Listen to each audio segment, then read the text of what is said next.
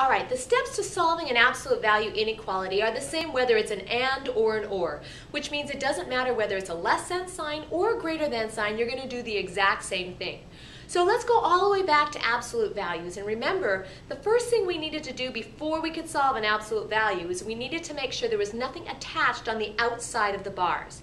So that's the first thing we need to do, is to get the absolute value sign alone, right? So we're going to subtract out or divide out anything that's attached on the outside.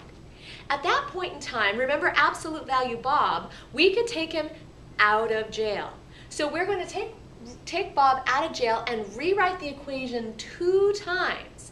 But remember, when we take Bob out of jail, he has not changed, so do not change the equation. Now we take him out of jail 2 times because remember, he has to prove himself. He can be good or he can be bad. So we're going to set the equation equal to the positive and the negative solution. However, just like before, if I change the sign to a negative, that is going to change the inequality. It's another change, right? We got to change it the second time. So that's the only thing that's weird about this, is when you set it equal to the negative sign, you must flip the inequality right then. Okay?